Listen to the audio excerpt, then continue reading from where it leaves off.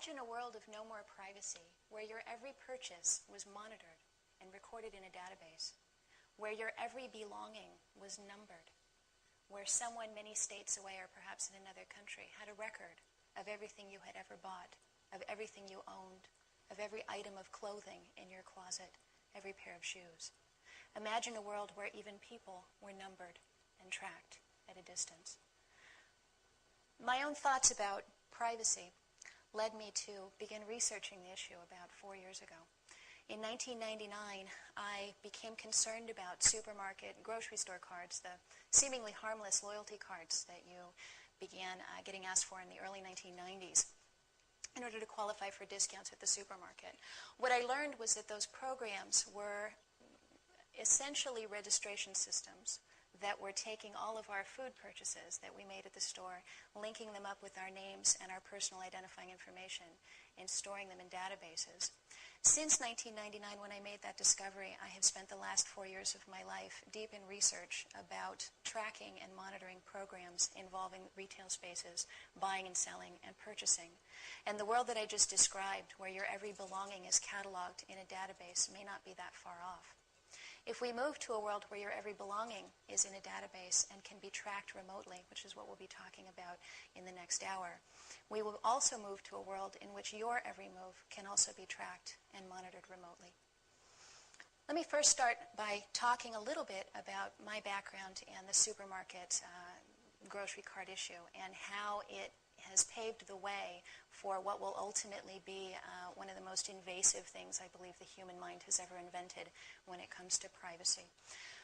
In the early 1990s, grocery stores hit on an idea that if they could find a way to offer you something special in exchange for shopping at their store, that you might be more likely to go there instead of to the competitor. So in the early 1990s, a couple of grocery stores got started printing up little cards asking you for registration information. And when you filled that out and you went to the grocery store, you qualified for actual discounts. And those discounts would be above and beyond the regular supermarket discount of the regular items on sale. And it worked pretty well for the first couple of years. And then what happened was that other stores began getting on board. And then the database folks got involved. And they started telling supermarkets, listen, you need to go to the next step and you need to begin actually monitoring what people buy over time. Because by doing that, you can identify who your good customers are and who your maybe not so good customers are.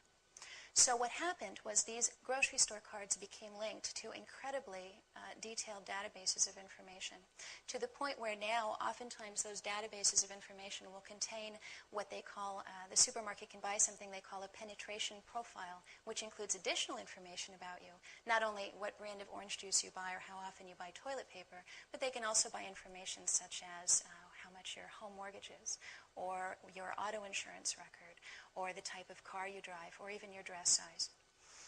Once that information began getting collected in these large databases, the databases began growing and growing, to the point where now these databases are absolutely enormous. The card programs, the food purchase registration programs is what I call them, have now spread over the entire globe. The last I heard, a program was going into the nation of Yemen in the Middle East. So they have truly become international. They operate a little bit differently in different countries. In some countries you get points or rewards, sort of like the old-fashioned S&H green stamps. Here in the United States, though, the model is still a two-tiered pricing program where if you don't comply, you pay a higher price. What we found through, or what I found through my research in the last couple of years, is that very coercive tactics were used to get people to sign up, such as in some cases doubling the price of certain grocery items if you didn't have a card, and leaving the price at the manufacturer's suggested retail price. In other words, no discount at all, even when you did present a card. We found that the prices at card stores are higher, and we found a whole host of problems with these programs. But nevertheless, what has happened is over the last 10 to 13 years now, about 80% of American households now participate in some form of purchase registration program through those cards.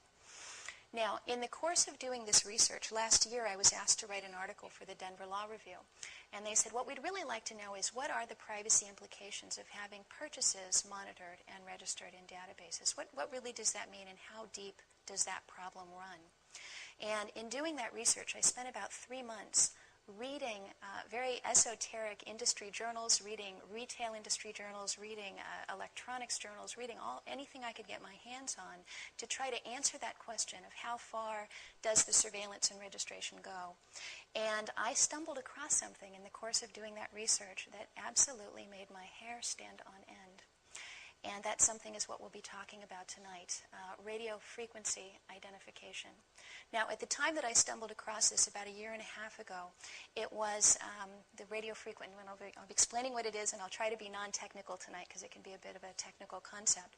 At the time that I stumbled across this in doing research for this other article, it was not known really by anyone that this was happening. Only a handful of engineers at research institutions like MIT and the, of course, global corporations that were funding it and were behind it. And let's see if we can do our first slide.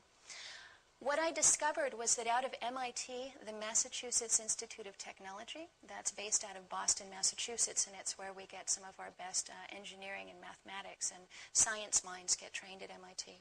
MIT had hooked up with Procter & Gamble and Gillette to create something called the Auto ID Center. Auto meaning automatic, not automotive. Auto ID meaning automatic identification. And what the engineers and scientists at MIT, Procter & Gamble, and Gillette got together to do was to take an existing technology using radio waves, similar to the radio waves that communicate with your radio, and use that instead to communicate items or physical objects to the Internet. Now, in 1999, when they formed this organization to do this, they had very little funding. They had what many considered to be a pipe dream that would be almost impossible to fulfill. They had some huge technical hurdles ahead of them to overcome. They have overcome them, and in a very short period of time, and in a way that is actually quite extraordinary. What they have developed is a system to literally number every physical item on the planet Earth with its own unique identifying number. The way the system works is they've developed something called an EPC, EPC standing for Electronic Product Code. Some of you may have heard of the UPC, that's the formal name of the barcode that we see on products introduced in the 1970s on a broad scale. The barcode UPC is the Universal Product Code, and we are now switching to the EPC RFID chip code. Now, this image here shows the tiny silicon chips, and what you're looking here is at a dime, and together with that is a little vial filled with water, and what look like tiny specks of glitter or dust. They're incredibly small. In fact, let's see if I can, this particular chip here is only 0.4 millimeters across, and you can see it compared with a grain of rice. That's a chip produced by Hitachi, which is currently the smallest of these chips in the world. And now let's talk about what they do. Each of these chips contains an EPC number, or a unique identifying number, different from every other chip. Now, you can think about them in a way, they've been referred to as tiny computer chips, but when we think about computer chips, we usually think about something that does something, maybe performs some calculations. All these really do is store data, and the data that they store is their unique identifying number. That number can be, let's say 96 bits. That's one of the possible numbers proposed for this. 96 bits, not to be too technical, would be a series of 96 zeros and ones. And to put that in perspective, I've been told that with 96 zeros and ones, you can have enough combinations of unique numbers to number every grain of sand on the planet Earth. So it actually is quite feasible to use 96 zeros and ones to number every item on the planet.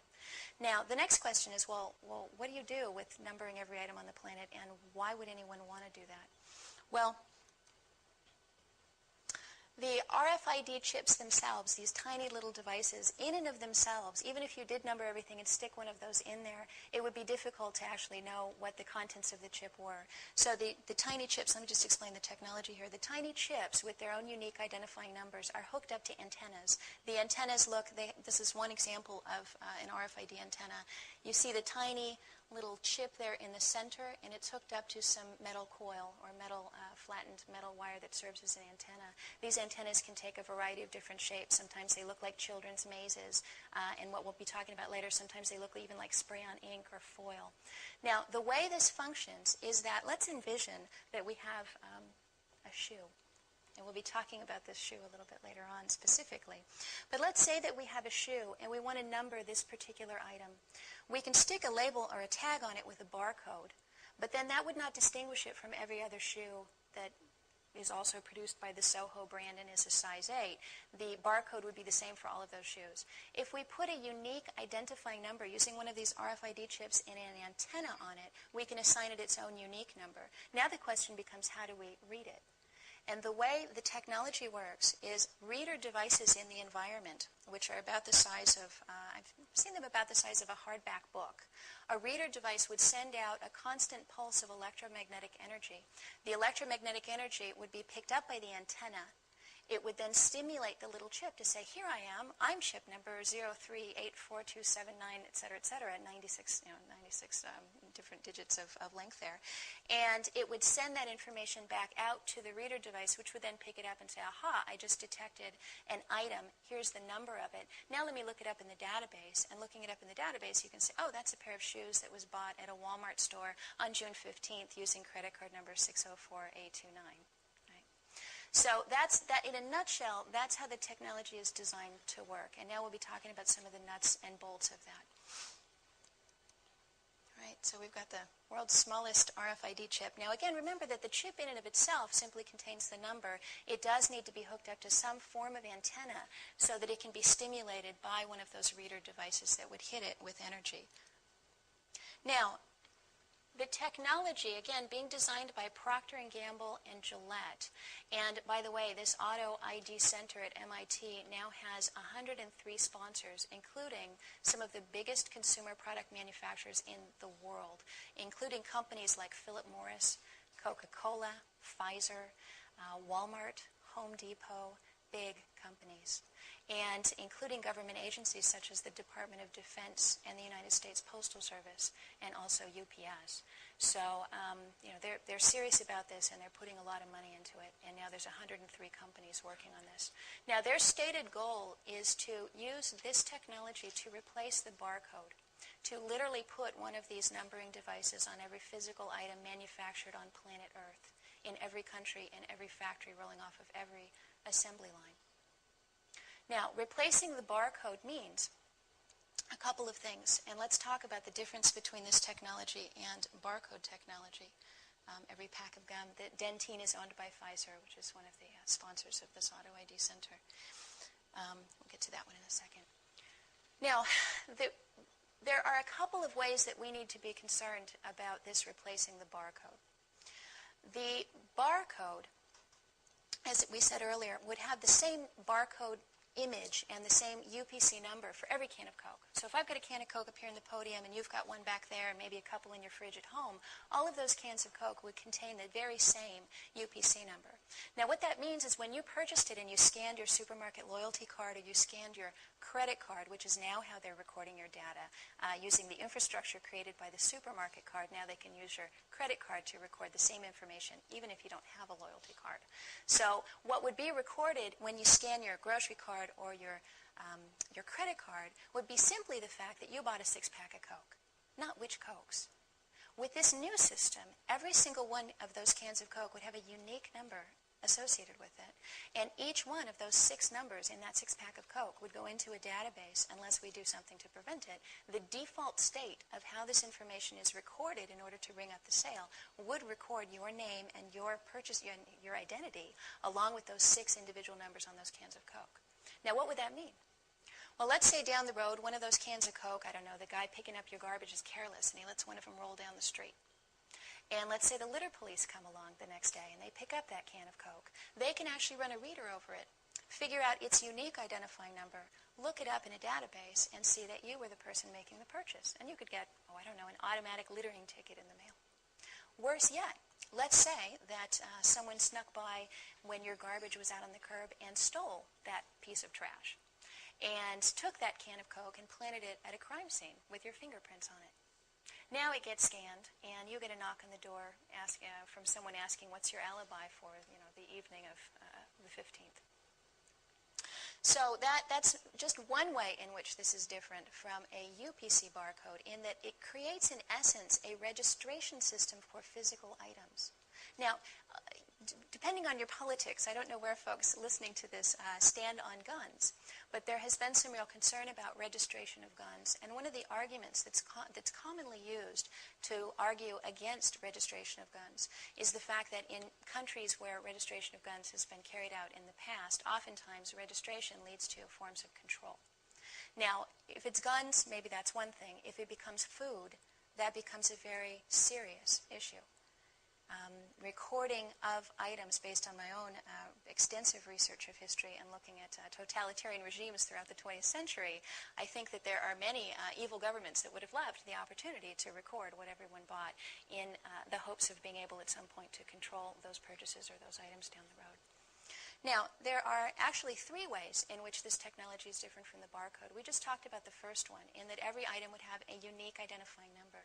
The second way in which these are fundamentally different from a barcode is the way that creates massive privacy problems. And that is that unlike a barcode, where if you hold an item up, you've got to actually put it up to the barcode reader and actually get a read off of it. You need what's called a line of sight to where the reader actually sees the barcode device. With an RFID chip, when we call them spy chips, with a spy chip, you can actually read through someone's clothing. You can read through their suitcase. You can read through their purse, through their backpack, through their briefcase, through their pocket, through their wallet, through their clothes. So the things that we normally count on to provide us with privacy protection, you don't want somebody to see something, you put it in a bag. You don't want somebody to know how much money you're carrying, you put it in your wallet, you put your wallet in your purse. You don't want the criminal down the, hanging out in the corner to know you're carrying a $600 camcorder. You put it in a bag and you sling it over your shoulder. You don't go carrying things out in plain sight. This technology removes the privacy that humankind has had forever, which is the fact that you cannot see through things. People don't have X-ray vision. This provides criminals, marketers, unscrupulous people running stores, unscrupulous governments with the opportunity to bypass what most of us would consider privacy protection and actually see through our clothes, even down to the size and color of our underwear, if someone chose to do that, if they have an access to one of these reader devices. So the fact that they can be read through items. The other problem, they can be read without your knowledge. The reader devices are silent. They can be undetected. They can be hidden in doorways. They can be hidden in floors. They can be embedded into floor tiles, woven into carpet. These reader devices can exist pretty much anywhere. And you would have no way of knowing it was there and no way of knowing that it was reading you and detecting what you were carrying. And the other problem with this is that these devices can read these tags at a distance. In some cases, the distance is only a couple of inches. In some cases, that distance can be 20, even 30 feet away. So let's fast forward 10 years, and let's say that everything you're wearing and carrying is equipped with one of these devices. And I have a reader up here at the podium. I could actually, without you knowing, flip it on, get a total inventory of every single thing in this room, and you would never be the wiser. So I would know everything that you were wearing or carrying. Now, we'll talk a little bit later about read range, about whether it's 2 inches or 30 feet and how that affects privacy. And one of the things you may think of right off the bat is, well, what good would it do me to know every single item in this room instead of knowing every single item that you personally were carrying? And we'll get to that in a minute. All right. Now, this technology is not science fiction. It is happening right now. Already, companies are heavily invested in this. There are a number of companies that have already done trials in real stores, in real Walmart and Target stores in the United States, in Home Depot stores as well. Also in a chain in England called Tesco, and in a chain in Germany called Metro. We have reason to suspect that a number of other retailers have been participating in these trials. But shoppers in those stores have actually picked up items with these tags and purchased them and taken them home with them without knowing about it. One example, and I think this is one of the ones that if anybody's a mom in here, they've actually hidden these devices in Huggies baby wipes, of all things. Other products that have been shipped with these tiny tags on a trial basis include Gillette razor blades, which we'll be talking about in some level of detail, Pantene shampoo, Caress soap, Coca-Cola 2-liter bottles, Right Guard aerosol deodorant, and a number of other things. So things you may actually be purchasing. Now, there's a pretty good chance that this has not yet happened here in South Bend, Indiana. We don't know the locations because the companies doing these trials have been extremely secretive about them. We have obtained, however, some internal documents, and we do know some of the locations where these trials have taken place. But we certainly by no means know everything that's happening with this technology. In fact, one of the demos of this, and I believe this comes from Checkpoint, is actually a man's suit, where underneath that lovely little silk label on the inside lapel has actually been embedded what's called an EAS chip, or an EAS tag, I'm sorry. And what you see there, if you take a look at the image, you'll see a little square that looks like a frame. If you could see that up close, what you would see would be an antenna actually running around and around. It's a flat bit of coil, of coiled wire. And there are two versions of these items, these EAS, electronic article surveillance tags. And you may already have seen one of these. Sometimes they're on the back of the price tag in certain items. Sometimes they're in the pocket of pants that you might buy. If you see one of those, one of the problems that we have is that there are two versions of this technology. Right now there's an EAS tag that has an on-off state, and that's your more standard theft prevention device, where when you buy something, they have to put it against the scanner, demagnetize it, or turn it off, deactivate it before you go out the door. And every once in a while they don't do it right, and you set off the beeper, and then they go in, you got to go through and show them the receipt. Okay, that technology, that electronic article surveillance technology, has been around for a while. Much of that is produced by a company called Checkpoint, and Checkpoint also creates the reader devices in the doorway that you have to walk through when you go in and out of the mall or when you go in and out of stores. Checkpoint is heavily invested in converting their standard EAS tags into these type of RFID tags that would contain individual, unique identifying numbers. So if you bought a suit, for example, and you knew it had a Checkpoint device in it, it would be virtually impossible at this stage to know which type of device you had. And it's entirely possible that the suit you bought with a Checkpoint device in it had a unique identifying number that could be linked up with you, could be picked up at a distance after you leave the store, in fact, for the entire life of the suit. These items, these tags, when put into clothing, you would think, oh, well, a couple trips through the wash should take care of that. They actually are not deactivated by being washed. They are one of the standard applications for these RFID tags, these unique item tracking tags, is to put them into uniforms that are washed at very high commercial temperatures and dried in commercial dryers. So it does not kill them to go through the washer and dryer. They can handle 10 years of that kind of abuse and not be killed.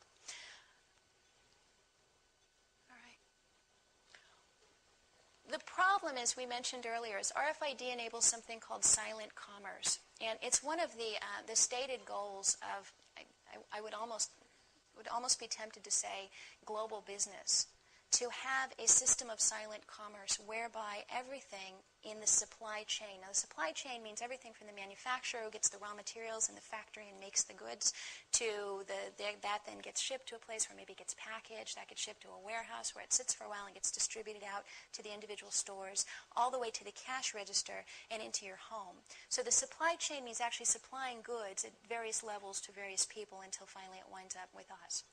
So the goal of the supply chain on the side of global business is to know where everything is at all times.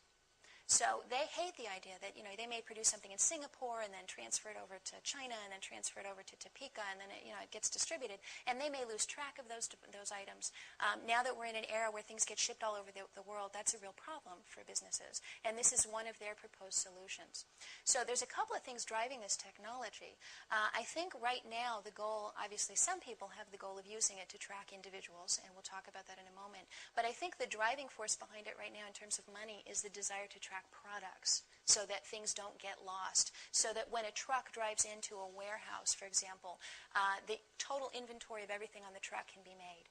One example is the Department of Defense was using this because they want to know, let's say they've got a big truck full of stuff and they unload it into a tent, and now they need to find a fan belt for a Jeep, and they don't know which box it's in.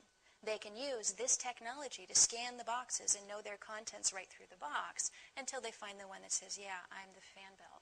So you can understand why on the supply side, people in charge of moving large quantities of stuff over large distances that can be quite confusing might want this technology. The problem is it doesn't stop there. There are already marketers, the very same people who are interested in knowing how much your home mortgage is and what your dress size is when you're buying orange juice at the supermarket. Those people have very, very interesting plans for this technology and for us. All right. And let's talk about those.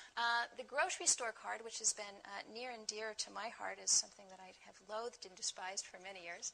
The grocery store card, I've actually have this device that you see here on the screen. This is the next generation grocery store loyalty card. And what it is it is a plastic device. In the center where you see those antennas converging on one little speck, that speck is the RFID chip, the radio frequency identification chip with its own unique number. The things emanating out from it are antennas, and in fact the gentleman who gave me this was boasting that this is one of the few RFID tags out there that has two antennas, meaning that it can be read from inside of your wallet or purse, regardless of whether it's lying down or sitting upright or how it's oriented to the reader, and that it can be read without you taking it out of your wallet or purse as you walk through the doorway of the store from up to 20 feet away. Now, why would a grocery store want to know who you are before you even take your wallet out or before you even put a single item into your grocery cart? And the answer to that is that the grocery stores and other retailers have now gotten into the business of identifying profitability segments, where they actually make a determination based on your entire shopping history. Now remember, up until the 1990s, there was really no way for a merchant to know what your shopping history was. So we all got treated equally and kind of democratically when we walked into the store. Customer's always right, and when you walked in, they would greet you with a smile no matter what, because who knows how much money you were carrying in your wallet. This changes everything, because now, if you take this technology, which can identify you, you link it with a loyalty card, which contains all of your past purchase history, they can run sophisticated computer analyses on you and determine whether you are what they call the preferred shopper in the top tier, and that's probably the top 20-25% of shoppers that account for most of their profits, or whether you are in the bottom tier of profitability, the person who goes in and only buys things on sale. And they use ugly terms to refer to those shoppers. They call them things like bottom feeders and thieves. And they use terms to refer to how they would like to treat those shoppers, such as digital redlining.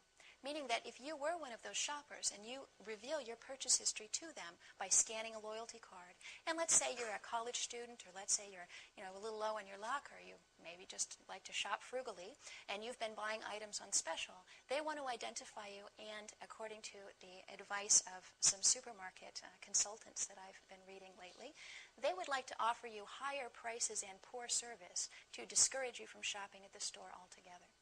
In fact, there is an article in a magazine called In-Store Marketing in England, which actually talked about formalizing this process, identifying people before they walk into stores in order to actually ask them not to shop there, possibly even putting bouncers at the door so that if they identified you as someone, who's returned 3 items in the past year, they would actually have someone come up to you and say, we're sorry, we simply can't please you. We've noticed that we're just not good enough for you. We'd like to escort you to the door and ask you to shop somewhere else.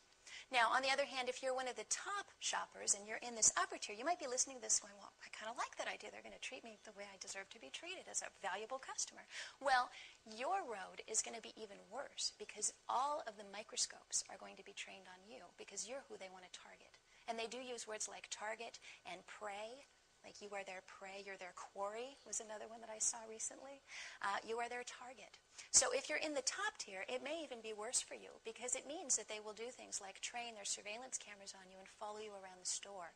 By the way, those surveillance cameras that you think are there to catch shoplifters, nowadays their primary use is to follow people around for market research purposes. In fact, some of those cameras are so sophisticated that as you stop and you pick up a package to read the back of it, it will actually zoom in and take a close-up look of your consumer expression on your face as you're reading the package. Companies who do that include a company called, you get this right, EnviroCell, S-E-L-L, is selling in the environment. They will actually come in for a fee and wire any retail establishment or restaurant with extensive and sophisticated surveillance equipment that will actually record people's conversations. They will actually even send in fake shoppers who will push a little cart around next to you and record everything you say and do. They will actually take In fact, I think probably the worst thing I heard of EnviroCell doing was they actually wired a Denny's restaurant with hidden cameras and hidden microphones to record people's conversations as they interacted with the menu. And their stated reason is they want to improve your shopping experience. This is all for your own good. It's going to make things better in that restaurant for you. Now, if you can imagine that all of this infrastructure is in place, oh, and let me name a few other things. They have thermal heat sensors that can track you around the store. They have trackers in the floor that can tell how much you weigh as you stand in front of something.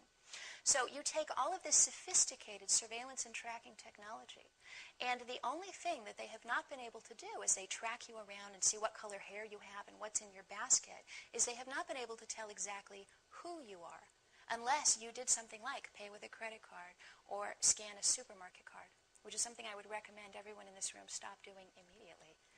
Pay cash while you can. Now, the thing they've not been able to do is know who you are. With this, let me see if I can get it back up, okay? There we go.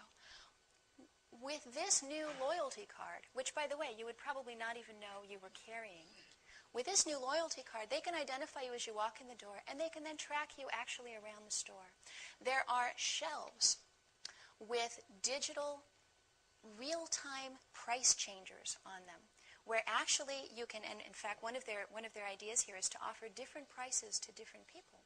So as you approach the shelf would actually be able to interact with some device that would beam your identity, maybe like a mobile speed pass. There's a store called Stop and Shop in New England that's actually using mobile speed pass devices for payment. The prototype is you would beam your little speed pass at the shelf, and the shelf would beam back your own unique individual price. Now, ultimately, the goal would be to charge everyone a different price based on who they are, and of course, they can't do that until they've identified who you are.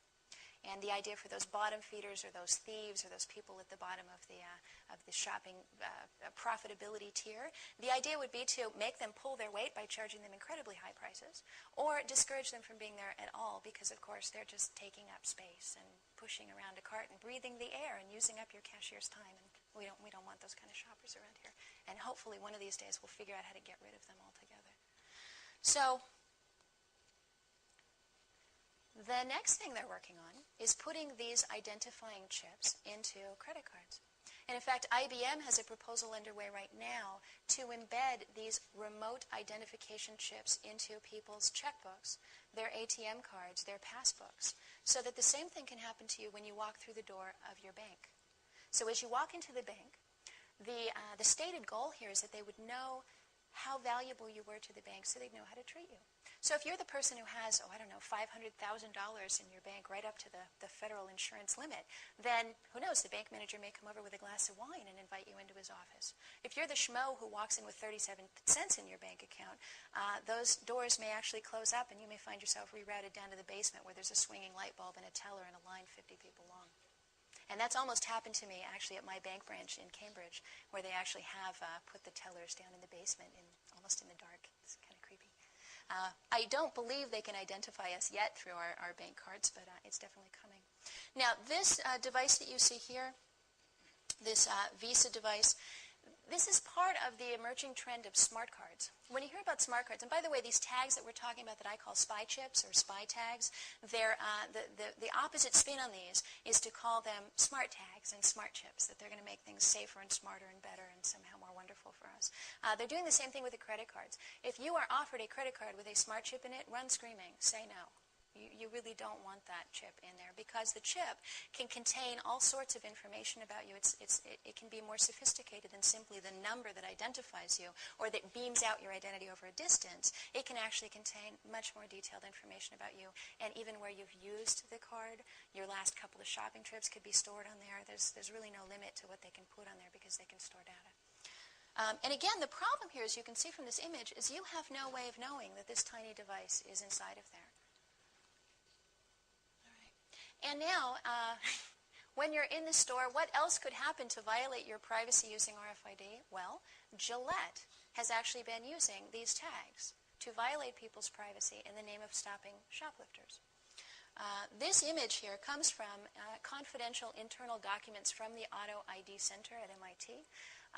We actually, and I, by the way, run a consumer organization called Caspian. You can look them up online. Will be the first search hit you see. Caspian stands for Consumers Against Supermarket Privacy Invasion and Numbering. And our website is online at www.nocards.org. No cards because we fight supermarket cards. That's how we got started. One of the things that researchers at Caspian discovered a couple months back in poking around the Auto ID Center's website was that by simply typing in the word confidential in the search engine on their homepage, you could actually access all of their confidential internal strategy documents. And what made this particularly ironic was that when this organization was asked, what are you going to do about all this data you're going to be collecting on people? How is that going to be protected? And their answer was, don't worry, internet security is completely foolproof. And of course, it was just a couple weeks later that we proved that these folks couldn't even protect their own privacy. I have very little faith in their ability to protect ours.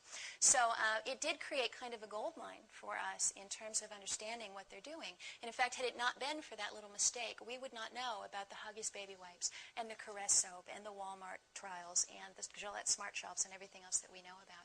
So a lot of what you're learning about in this talk comes directly from the Auto ID Center and from their own internal documents.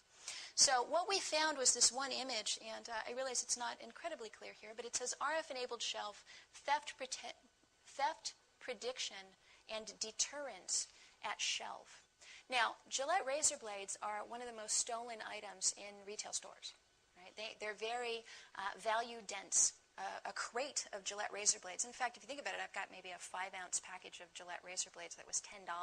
So if you picture a big crate of those, they're worth a lot of money. And a lot of them do get stolen. Now, most of them get stolen on the supply side, where maybe a truck driver, kind of goes in to get a cup of coffee, leaves maybe the back door unlocked, and a buddy comes over and crowbars it open and takes off a couple of, crates of razor blades. But they do have a legitimate theft problem. It is a problem for Gillette. Their solution to it, though, is one that I have a real problem with. What they decided to do, let me see if I can find it. There we go. Is hide RFID tags in Gillette products. Now, this is an X-ray image, and in fact, it's a little bit difficult to see because I believe the bottom part of my screen is getting cut off there, but we'll see if we can fix that. In the bottom of this X-rayed Gillette package, what you would be seeing, and you know what? Well, what you would be seeing would be the actual RFID tag. It goes around and around like a coil. It's got the chip in the middle of it. And they were actually sticking those with adhesive right onto the inside of their package. And they were boasting that not one person complained about seeing this tiny thing in there. Of course, who would know what it was if you saw it in there? Well, once it was in there, they were using something they call a smart shelf, which we call a spy shelf, to detect the presence of the razor blades on the shelf in the store. Now, if you look there, you'll see a little black device underneath the shelf. The shelf is plastic because these metal interferes with the radio frequency. So one tip-off to the fact that your store may be messing around with this technology is if the metal shelves start coming out and different-looking plastic shelves start coming in. That's usually one of the first signs that this is happening. Now, this tiny device underneath here is an RFID reader. It reads the presence of the razor blades on top of the shelf. So it might be saying constantly with this little energy beaming out, 20 razor blades, 20 razor blades, 20 razor blades. And then when you pick one up, it goes, oh, 19 razor blades. And then a hidden camera in the shelf snaps a close-up of your face, a mugshot of you, as you pick up the razor blade off the shelf. Now, they take this mugshot, and it gets redirected back to security. As you walk around the store, we have reason to suspect, although we're not certain, that it actually tracks you around the store with the package of razor blades. There's a sort of ambiguous image on their website that would indicate that, but I won't say that with certainty. However, what we do know is when you get to the check stand to pay for those razor blades, and you scan that barcode number and it goes, oh, Gillette razor blades, we're monitoring those, and you get a second close-up of your face taken with a hidden camera. At the end of the day, security compares all the images from camera A to all the images of camera B to make sure that every person picking up razor blades was later shown and photographed paying for those razor blades. If for some reason you picked up the razor blades and you were not photographed at the check stand paying for them, you are now a potential shoplifter. Your picture gets printed out and blown up and distributed to security, and the next time you go in that store, believe me, that entire surveillance arsenal that they have in there tracks your every move. Now, some people would say, well, that's a good thing. We don't want shoplifting. Maybe that'll bring down prices. Well, let me say a couple things about that. These tags right now cost, it's estimated, between 20 and 60 cents a piece. And I bet you that we're the ones paying for it as consumers. The other thing I have serious concerns about is that we are a nation with a system of jurisprudence that is based on assuming people are innocent until proven guilty. Now, the current system of shoplifting prevention, as you go out the door, you set off a buzzer, which says, maybe we have a reason to suspect you.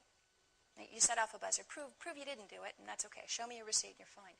This system assumes every single person picking up a package of Gillette razor blades is a criminal, and takes your picture, assuming you are a criminal until you prove yourself innocent. So it's really the opposite system.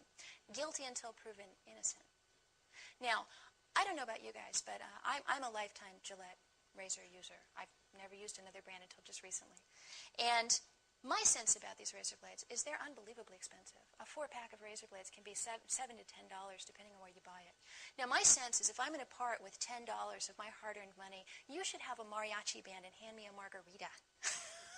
You should not be taking my picture without my knowledge or permission, tracking me around the store, and assuming I'm a shoplifter.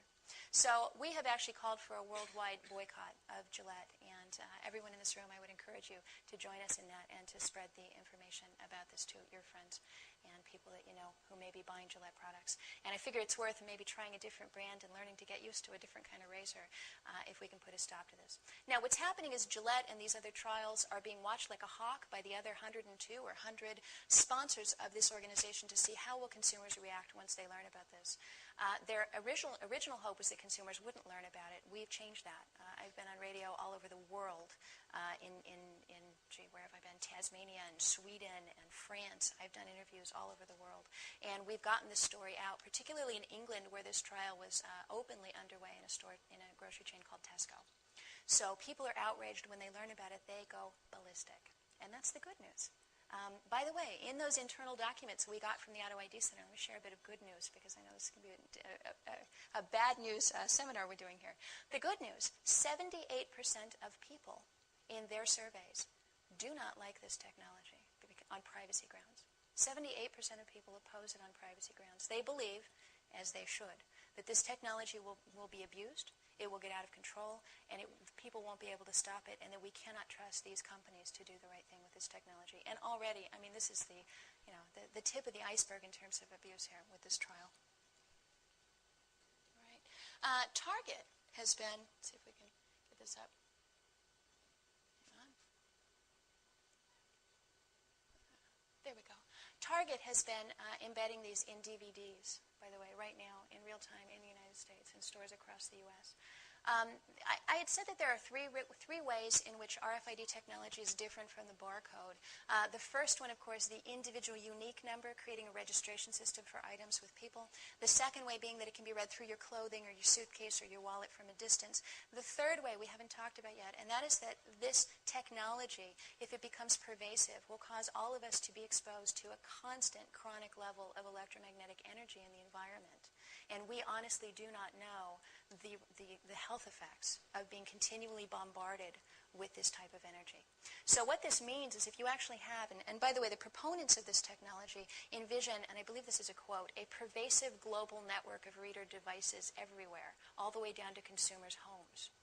So they envision that everywhere you go, you would be bombarded with a reader device trying to scan you for chips, scanning your electronic cloud that would be emanating from you at all times. By the way, home applications, let me just mention a couple of those that were proposed. Procter & Gamble, one of the founding sponsors of this technology, has a video they call the Home of the Future. And in the Home of the Future, they actually have a refrigerator wired up to the internet where all of the contents of the refrigerator are constantly beamed out over the internet. They would be beamed out to the store so that they would know how quickly you're consuming the items in there, so they could maybe have them ready on the shelf for you to reorder. And this is sort of a telling application, the contents of your refrigerator would actually be beamed to your cable company in order to determine what advertisements would run on your TV. So as you're getting down to your last Budweiser, maybe an ad for Coors would run, and somebody would make some money off of knowing that about you. So let's see. Okay. Another application for this, and this is this little Hitachi Mu chip, the tiny little 0.4 millimeter chip, is to actually put these in cash money. Now, remember I said earlier that the store wants to know who you are, and they can't know that if you're not scanning a credit card, if you're not paying with a loyalty card. And one of the ways that it would be possible to know who you were down the road would be to make cash registered to individuals. If cash carries its own unique identifying number, that number can be registered to whoever last received that cash. So as you get the money out of the ATM knows your name because you had to put the ATM card in to get it. The bank teller knows your name because you had to present some form of ID or a card to get your money out of the bank. That money could easily be passed through a reader device which would record the numbers on the cash and associate them with your name. That information could then be provided, say to Homeland Security, or say to John Poindexter, who is the individual with the Defense Department who wanted to create something called Total Information Awareness, later renamed Terrorism Information Awareness, later questionable whether it will even be funded or not, but that program should send chills down your spine. That is the program that says the federal government, in the name of protecting us, needs to have access to every single piece of data about every single person in this country in every single database. Meaning everyone from your supermarket, to your phone card records, to your Kinko's photocopies, to your banking information, you name it. Having access to all of that information. All right, so you can imagine that the next information that they might want to have would be the money that you took out of the bank, and maybe where you spent it, and who you gave it to, and at what point that changed hands. This is a slightly difficult image to see, but at the bottom, I believe that's a gift certificate, but it's the same idea. There was an announcement just recently that high-denomination yen banknotes will be equipped with this, and that by 2005, euro banknotes may be equipped with this technology. And here in the United States, I'm often asked, will American currency be tagged? To my knowledge, it has not yet been tagged. To my knowledge, there are no plans underway right now to tag American currency. However, this is a story from a couple years back where an official with the Federal Reserve Bank wrote a paper in which he suggested putting tracking devices in cash, this is the craziest idea, something called the carry tax, which would actually identify the bill and cause it to become worth less money incrementally the longer you held onto it, to discourage you from hoarding, which we used to call saving, but to discourage you from hoarding money and to encourage you to spend that money and keep it in circulation. So the idea there, if you put your money in your mattress, 10 years down the road, it might be worth zero, and all of that money would have gone to tax, that it would actually be a tax paid to the government. So there is interest. This was before, I believe, RFID was widely known. I believe the federal official talking about this was talking about magnetic stripes. RFID would be a perfect application for that. Now, what if I told you, let me back up. I had lunch about a month ago with a reporter who said, well, you know, Catherine, the read range on these things is only 20 feet. I mean, what's the big deal? If I wanted to know everything you did, I'd have to walk around behind you from 20 feet away with the reader aimed at you. And why do I need the reader? I can just watch you if I have to be 20 feet away. Now, I said, what if I told you that with only 4 reader devices, I could pretty much retrace your steps today? She said, well, how's that possible? Well, let me say it to each of you. What if I told you that with 4 reader devices, I could pretty much determine that you'd been here? Well, the first one would be a reader device at the on-ramp of the freeway that you probably got on to come here. Michelin, the tire manufacturer, is already, right now, embedding these devices between the rubber layers of its tires. Now, it is doing it to comply with some federal mandate that says tires need to be easily identified because of the big Firestone mess where the Firestone tires were defective. Other tire manufacturers have managed to comply with that mandate without putting RFID devices in the tires. So we have some concerns about how legitimate of a reason that is. But the fact remains that Michelin is putting them in there. Now, these can be read going 90 miles an hour from a couple feet away. Now, do you need one of these? Let's say it's a couple foot read range. Do you need a reader device every 2 feet down the freeway? No. You only need one in the on-ramp and one at the off-ramp. Because once you get on the freeway, you're not going to fool it away until you get off. So let us say that as you got on the freeway to come here this evening, you drove over a strip laid down in the road that read your identifying information from that tire. And then you drove down the freeway. Let's say you came 30 miles. And when you got off, another one went up, got off the freeway now. Now, not only would someone then know where you traveled, but they'd also know how fast you went, and they could even issue you an automatic speeding ticket if you got off the freeway a little faster than you should have. Now, once you've gotten off the freeway, the fact that you're driving down a road is usually not of much interest to anybody until you get somewhere, because you can't do too much in your car. So as you're driving down the road, the next thing you're going to do is pull into the parking lot to come into this building. So you put another little reader device down in the parking lot. Bingo, now we know where he was going. And the last reader device would be the reader device in the doorway of the building as you entered. And that doorway reader device actually doesn't need much of a read range because most doorways are only about this wide. So as you go through a doorway, you only need about 18 inches on either side, maybe 24 inches on either side. And as you walk through that doorway, it scans your entire electronic cloud and everything associated with you. Now, you may remember a couple years back, people were upset because of the Super Bowl in Florida. They had put facial recognition cameras up, and they were taking pictures of people's faces using sophisticated computer technology to match those faces with a database of known criminals. And a lot of people said, well, that's an invasion of my privacy. You shouldn't be taking my picture. I didn't do anything wrong. Again, guilty until proven innocent, that whole sort of, investigate everyone because someone may have committed a crime. That's child's play compared to what we will have if we allow this technology to go forward. Every doorway you walk through could scan your entire electronic cloud, identifying everything from your earrings down to your clothing, down to the contents of your purse, your pocket, your wallet, your briefcase, the amount of cash even in your wallet potentially, depending on how far that read range is. If even one of those devices was paid for with a credit card, they now have an audit trail on you and a pretty good chance of knowing who you are. In fact, not only that, but they probably can get a trail of your associates as well. Did your husband give you that watch? Did he pay for it with his credit card? Now we know who he is. Did you have lunch maybe last week with a coworker and maybe walked off with their pencil? Gee, we have that too. Are you carrying a can of Coke maybe that you bought out of a vending machine at a certain location? Okay, now we know when you were there. So the idea of doorways actually being able to scan us and the things we're carrying is quite chilling. Now let's talk about shoes for a minute. This actually says, are you wearing track shoes? And I apologize that the bottom of that's not visible. We'll play on words there. The shoe that I'm holding here. Let me talk about shoes for a minute. I was at a conference back in June on this technology, sponsored by people who support and want to promote this technology. So 350 business executives from some of the biggest global corporations in the world got together. And they were talking amongst themselves about how wonderful this new chipped world will be when they can know where everything is all the time. And one of the things they demoed was they held up a tennis shoe. And they pulled back the insole of the tennis shoe and revealed a hidden RFID tag underneath it. Now, this is a prototype. To my knowledge, it has not yet been produced or manufactured. But their idea, and see if this sounds as crazy to you as it did to me, their idea was that, won't it be great when we can put these devices in shoes and we can, we won't have to have those sorting parties in the back of the shoe store when they all get jumbled together and we've got to identify the size 7s and the size 8s and we've got to find the match, the left and the right. And it'll eliminate that horrible problem that all of us have had so many times where you buy 2 left shoes or a size 9 with a size 3. I don't know. Hasn't happened to me very often.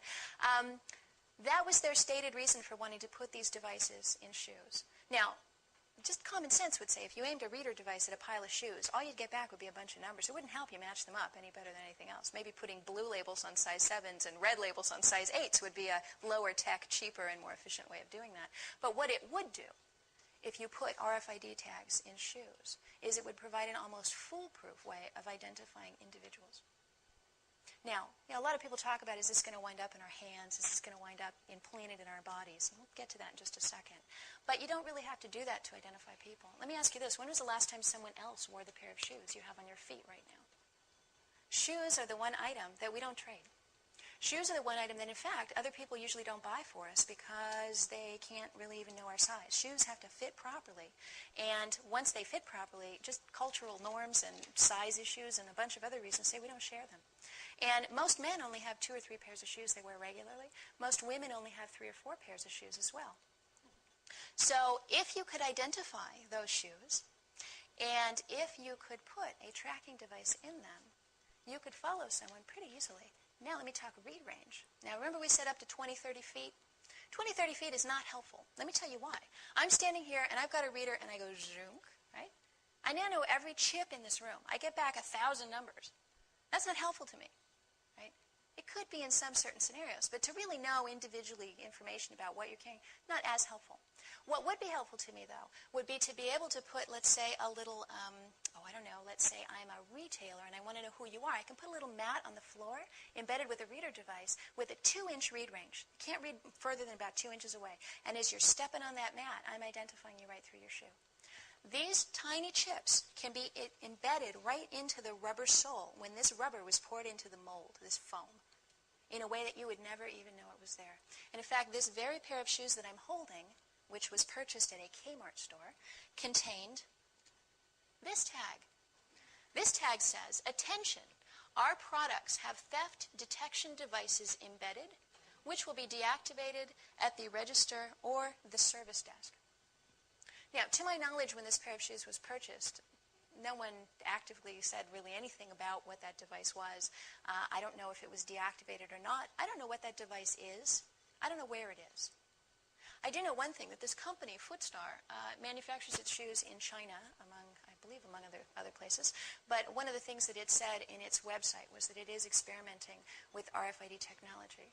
And one of its concerns, I believe, was that people, their factory workers might steal the tags because they're valuable tags. Now, do we know if those have unique identifying numbers? We don't. And that's one of the problems as consumers, is we have very little knowledge about, first of all, where they are, and second of all, what's being done with the information once it's being put in there. But shoes would be the ultimate tracking device, at least until we get to human tracking devices. All right, let me talk about this oneness concept. Now, at the Chicago Retail System, or the Retail Systems 2003 convention in Chicago, there's a big publication that they hand out. And the publication talks about creating oneness among systems, supply chain, and business. Oneness meaning that all of these businesses would be working together with the same basic standard format of data. They would be sharing this data, and you would get sort of a one unified system in which everything was operating in the same way, meaning that all supermarkets would be collecting data about you in the same way, meaning that all RFID devices would be readable by the same set of readers, or would all be standardized and one. And in fact, at a recent conference where CEOs, chief executive officers from some of the biggest corporations in the world who were not yet sponsors of this technology were invited to Boston, to a ritzy hotel, to participate in a conference. And one of the things they were given at the conference about this technology to encourage them to get on board with it was this book called Adapt or Die. The subtitle says, "Transforming Your Supply Chain into an Adaptive Business Network," meaning that if you can keep track of all your products all the time, then you will be able to more quickly adapt to changes in the supply chain and understanding what's being bought and sold and when and how and where, and it will make you more responsive. I found this rather threatening. Adapt or die, sort of. All right. Now, the question I am always asked, when will they want to put these in human beings? Is there a desire to put them in human beings? Are we next?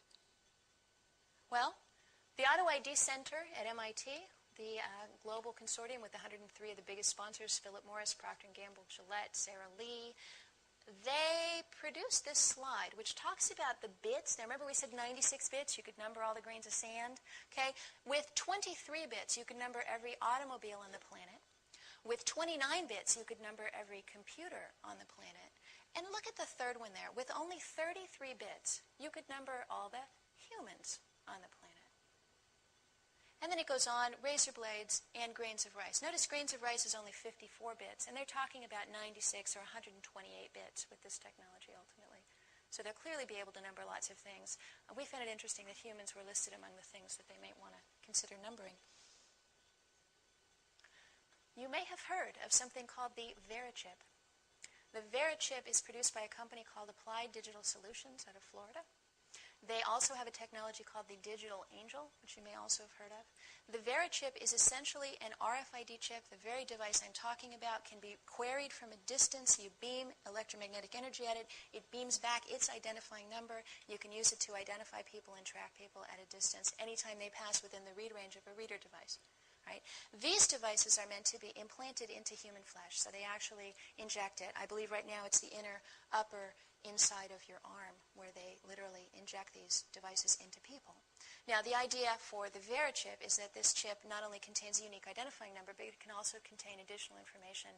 I believe their stated application is to put things like your drug allergies or medical conditions you might have, so that if you go into a coma or have a problem, someone would scan that device and be able to tell information about you. human-computer ID chip proposed. This has been pretty extensively covered in the media. The reason I want to show you this image is because it shows the little tiny thing up close.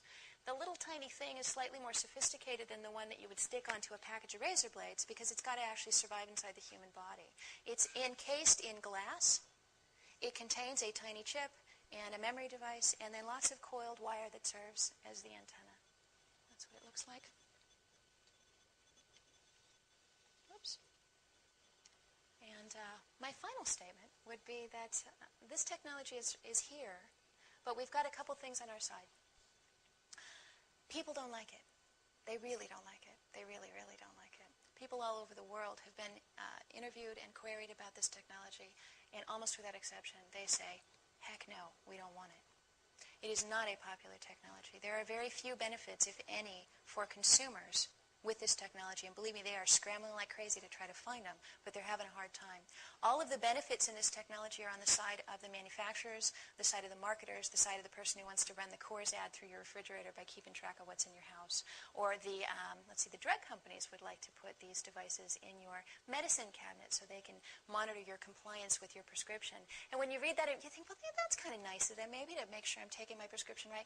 Their stated reason is, at least internally, they will admit their reason is, if they could monitor it, they could probably get you to take your drugs more often, and then they'd make more money because you would be refilling your prescription more frequently.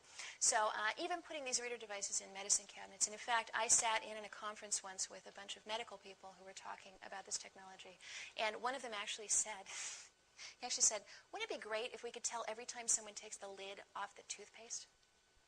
Yeah, great. Consumers don't like it. I didn't see a single smile when I said that in the room.